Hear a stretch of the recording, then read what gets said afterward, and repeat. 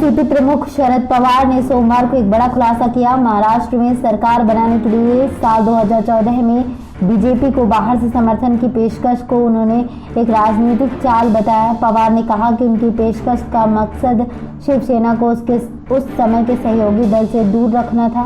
पवार ने स्वीकार किया कि उन्होंने बीजेपी और शिवसेना के बीच दूरियां बढ़ाने के लिए कदम उठाए। लंबे समय से सहयोगी रही बीजेपी और शिवसेना ने मुख्यमंत्री पद साझा करने के मुद्दे पर पिछले साल के राज्य विधानसभा चुनावों के बाद राहें जुदा कर ली थी। पवार ने कहा कि पिछले साल के विधानसभा चुनाव के बाद बीजेपी नेताओं ने राज्य में देवेंद्र फडणवीस सरकार को समर्थन देने के लिए उनसे संपर्क किया था, मगर उन्होंने पीएम मोदी से कहा कि एनसीपी बीजेपी के साथ नहीं जाएगी और अगर संभव होगा तो वो शिवसेना के साथ सरकार बनाएगी या विपक्ष में बैठेगी।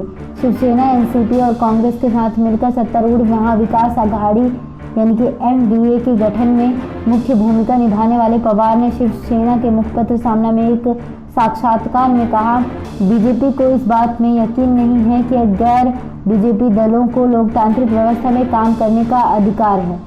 बता दें आपको कि पहली बार किसी गैर शिवसेना नेता को प्रकाशन की मैराथन साक्षात्कार श्रृंखला में जगह दी गई है। पवार ने कहा, मैंने यानी कि साल 2014 के विधानसभा चुनावों के बाद जानबूझकर बयान दिया था क्योंकि मैं नहीं चाहता था कि शिवसेना और बीजेपी साथ आए। जब मुझे एहसास हुआ कि चुनाव के बाद गठबंधन की संभावना बन रही है तो मैंने बयान दिया जिसमें घोषणा की कि हम बीजेपी सरकार को बाहर से समर्थन देने के लिए तैयार हैं।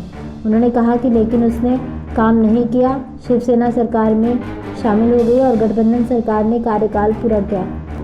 SPN 9 न्यूज़ रूम से श्रुति की रिपोर्ट।